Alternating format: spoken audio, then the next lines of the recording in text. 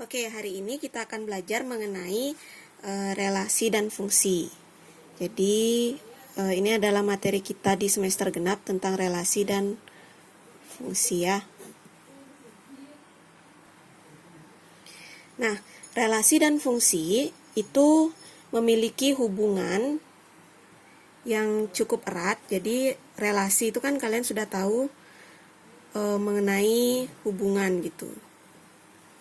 Jadi ada yang namanya hubungan. Sedangkan fungsi itu adalah hubungan yang khusus yang memiliki suatu syarat. Gitu. Jadi ada syaratnya sehingga kita katakan sebagai suatu fungsi. Nah, syarat yang seperti apa? Jadi kita lihat dulu contoh dari relasi dan fungsi ya. Jadi kalau misalnya kita ngomongin relasi, nah, misalnya saja relasi itu kita katakan hubungan antara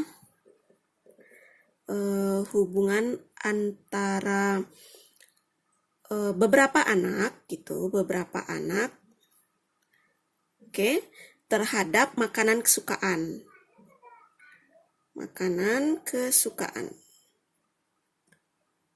Nah, jadi ada beberapa anak dan ada beberapa makanan kesukaan. Jadi relasi itu adalah hubungan antara beberapa anak ini kan bisa kita katakan sebagai suatu himpunan gitu. Himpunan terhadap makanan kesukaan ini juga himpunan gitu. Tapi beberapa anak ini kita bisa katakan sebagai himpunan A, sedangkan makanan kesukaan kita katakan sebagai himpunan B. Gitu ya. Nah, kita bikin deh himpunan ini kayak diagram Venn sih sebenarnya, biar mempermudah kalian. Misalnya ini himpunan A, yang ini adalah himpunan B. Beberapa anak, anggaplah anaknya itu namanya Ani, terus Budi, terus Adi, lalu Amin gitu kan, biasanya nama yang cukup familiar. Kemudian di himpunan B misalnya ada nasi goreng, nasgor, terus mie ayam, mulai ngiler ya, mie ayam, lalu ada bakso misalnya, sosis, lalu makanan kesukaan, kemudian ada soto misalnya, lalu ada rawon gitu deh. Nah, saya kayak gitu. Lalu himpunan A ini yang terdiri atas Ani, Budi, Adi, dan Amin misalnya memiliki makanan kesukaan di himpunan B. Ani misalnya dia menyukai nasi goreng gitu. Kemudian Ani juga menyukai bakso nih. Oh, dia ternyata memiliki dua makanan kesukaan, yaitu nasi goreng dan bakso. Lalu Budi misalnya menyukai mie ayam, tapi hanya mie ayam nih dia sukanya. Adi misalnya suka sosis. Amin menyukai rawon gitu misalnya. Ya. Nah, dari sini kita tahu bahwa himpunan A dan himpunan B itu memiliki hubungan yang kita sebut sebagai suatu relasi. Oke, anak-anak? Ya. Tapi ternyata relasi ini bukan suatu fungsi. Bukan fungsi dia. Kenapa bukan fungsi? Karena penyebabnya adalah pada Ani. Ani ini ternyata memiliki dua makanan kesukaan pada himpunan B, yaitu nasi goreng dan bakso gitu.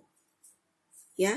Lalu kapan kita katakan sebagai suatu fungsi? Nah, kapan kita katakan sebagai suatu fungsi? Jadi relasi kita dapat katakan sebagai suatu fungsi apabila pada himpunan A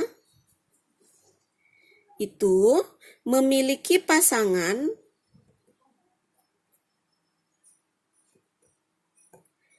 satu di himpunan B. Gitu. Ya. Alias bisa kita katakan ini untuk mengingat saja ya. Tapi jangan Jangan dibuat gitu, artinya bukan definisi bakunya, alias himpunan A ini tidak boleh jomblo dia. Tidak jomblo dan tidak selingkuh gitu. Itu ya, hanya untuk mengingat saja, oke? Maksudnya tidak boleh jomblo artinya semua anggota di himpunan A ini harus punya pasangan di B, gitu. Oke?